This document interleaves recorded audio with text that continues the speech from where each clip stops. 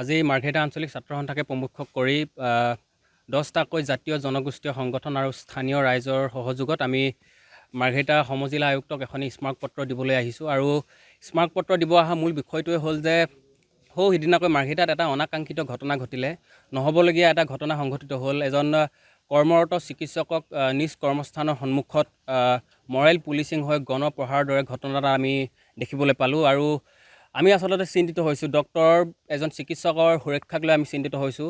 আৰু এইখিনিতে আমি এইটো কথাও ক'ব বিচাৰোঁ যে ডক্টৰ চেলেক্স আলমে যিখিনি তেওঁ ভুল কৰিলে বা ভুল হ'ল তেওঁৰ জৰিয়তে, তেওঁ সেইখিনি ক্ষেত্ৰত তেওঁ আইনী যি বিচাৰ কৰে তেওঁ আইনী মতে শাস্তি পাওক। চেলেক্স আলমে আইনীভাৱে সম্পূৰ্ণ শাস্তি পাওক, তাৰ আমাক ক'বলগীয়া একো নাই। কিন্তু এজন চিকিৎসক, আমাৰ সমাজখনে আমি কাক আটাইতকৈ বেছি সন্মান কৰোঁ? আমাৰ সমাজখনে এজন চিকিৎসক নতুবা এজন শিক্ষকক আমি এটা আসন দি থৈছোঁ, এটা সন্মানৰ আসন দি থৈছোঁ। কিন্তু তেনেকুৱা বৃত্তিৰ লগত, তেনেকুৱা এটা পবিত্ৰ বৃত্তিৰ লগত জড়িত এজন চিকিৎসকক ৰাজপথত ৰাজহুৱাভাৱে আক্ৰমণ কৰা ঘটনাটোৱে আচলতে আমি সকলোকে চিন্তিত কৰি তুলিছে। আৰু আমি দাবী জনাইছোঁ, আমি আটাইকেইটা জাতীয় জনগোষ্ঠীয় সংগঠন, প্ৰায় 10টা দল সংগঠনৰ স্বাক্ষৰ এখন পত্ৰ, সেই পত্ৰত আমি দাবী জনাইছোঁ যে যিসকল লোকে এজন চিকিৎসকক ৰাজহুৱা স্থানত আক্ৰমণ কৰিলে, গুৰুলাগুৰুলকৈ আক্ৰমণ কৰিলে, তেওঁলোকক অতি সোনকালে আইনৰ আওতাত আনি তেওঁলোকক আইনীভাৱে ব্যৱস্থা গ্ৰহণ কৰিবৰ কাৰণে আমি আয়ুক্ত মহোদয়ক দাবী জনাইছোঁ। আৰু তাৰ লগে লগে যদি পুলিচ প্ৰশাসনে যদি সমগ্ৰ প্ৰক্ৰিয়াটোত যদি তেওঁলোকে গুৰুত্ব প্ৰদান নকৰে, তেতিয়াহ'লে আমি আটাইকেইটা দল সংগঠনে পৰৱৰ্তী পৰ্যায়ত আন্দোলনৰ কাৰ্যসূচী ল'বলৈ আমি বাধ্য হ'ম। যিহেতু ঘটনাটো যোৱা 22 তাৰিখে সংঘটিত হৈ গৈছে, ইমান দিনৰ পিছত আপোনালোকে কিয় এই কাৰ্যসূচী ল'ব?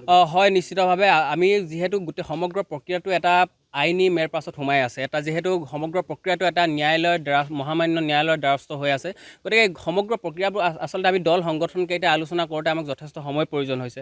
আৰু সেই সময় প্ৰয়োজন হোৱাৰ পাছত আমি আটাইকেইটা দলে এটা সিদ্ধান্তত উপনীত হ'লোঁ যে নহয়, আমি এই বিষয় কিছুমান স্পৰ্শকাতৰ বিষয়ত আচলতে আমি মাত মতাটো খুব জৰুৰী। আৰু সেইকাৰণে আমি সেই কথাটো উপলব্ধি কৰি আচলতে আজি আমি আয়ুক্ত মহোদয়ক লগ ধৰিবলৈ আহিছোঁ। এটা স্পৰ্শকাতৰ আৰু গুৰুত্বপূৰ্ণ বিষয় লৈ আজি আমি মাৰ্ঘেৰিটা সমজিলাৰ আয়ুক্ত মহোদয়ৰ ওচৰত স্মাৰকপত্ৰ প্ৰদান কৰিলোঁ।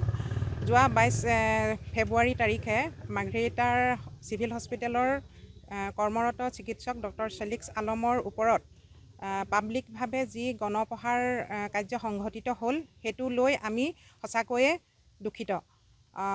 চাওক, যিটো ঘটনা চেলিক্স আলমৰ লগত ঘটিলে সেই কথাখিনি দোহাৰিবলৈ নাযাওঁ বা ক'বলৈ নাযাওঁ কাৰ গাত দুখ কাৰ গাত নিদুখ।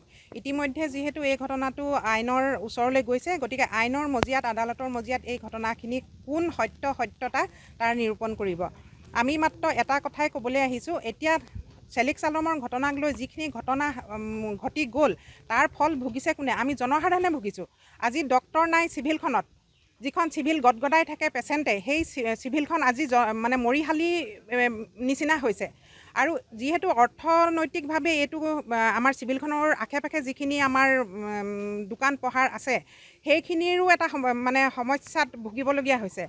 ফাৰ্মাচিষ্টখিনি বহি আছে, তেওঁলোকক ডক্টৰে প্ৰেছক্ৰাইব কৰিলেহে ঔষধখিনি দিব পাৰে। গতিকে তেওঁলোক আজি বহি আছে। তাত আজি যিখিনি অটো ৰিক্সাই হওক, ই ৰিক্সাই হওক, চালকসকল EMI লৈ EMI দিব পাৰিম বুলি তেওঁলোকে তাত মানে লাইন পাতি থাকে। কিন্তু সেইখিনিৰ কাৰণে আজি পেচেণ্ট নাই অনা নিয়া কৰিবলৈ। গতিকে সেইখিনিৰ সমস্যা হৈছে, আমাৰ সমস্যা হৈছে, আশাখিনিৰ সমস্যা হৈছে।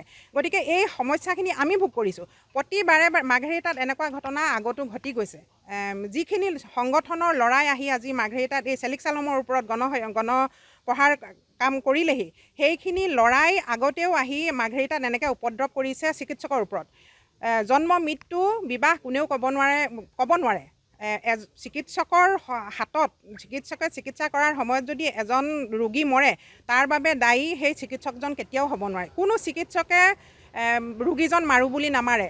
গতিকেলৈ আমি এই বিষয়ত মানে যিসকল সচেতন নাগৰিক, আমি সকলো নাগৰিক হৈ আজি একগোট হৈ যিসকলে গণপ্ৰহাৰ নিচিনা কাৰ্য বাৰম্বাৰ কৰি আছে, সেইসকলৰ ওপৰত, কাৰণ আজি আলম যিটো বিষয়ত দায়ী, দোষী, সেই যিসকলে গণপ্ৰহাৰ কৰিছে সেই সকলো সমানে দায়ী গতিকে তেওঁলোকক আজি কিয় আইনে একো আওতালে আনিব পৰা নাই আইনৰ আওতালে আনিব পৰা নাই গতিকে আমি SDO মহোদয়ৰ ওচৰত এইটোৱে আজি আমি দাবী জনাইছোঁ যে সেইসকলক সোনকালে কৰায়ত্ব কৰি আইনীভাৱে ব্যৱস্থা গ্ৰহণ কৰক আৰু যদি এইখিনি নকৰে ভৱিষ্যতেও এনেকুৱা কাম হৈ থাকিব আৰু চিভিলত ডক্টৰ নাইকিয়া হৈ গৈ থাকিব যিসকল ডক্টৰ ইতিমধ্যে ইয়াত আছিলে তেওঁলোকৰ প্ৰাণৰ ভয়ত আজি মাৰ্ঘেৰিটা এৰি যাবলৈ বাধ্য হৈছে আৰু যিসকল আহিবলৈ কথা বতৰা চলি আছে তেওঁলোকে এইটোও কৈছে যে ৰিজাইন দিম কিন্তু মাৰ্ঘেৰিটাত আমি চাকৰি কৰিবলৈ নাযাওঁ গতিকে আমি এই কাৰ্য যে মানে দ্বিতীয়বাৰ নহয় তাৰ বাবে ব্যৱস্থা গ্ৰহণ কৰিবলৈ মাৰ্ঘেৰিটা মানে সেইখিনিক কৰায়ত্ব কৰি আইনগতভাৱে তেওঁলোকক শাস্তি বিহিবলৈ আজি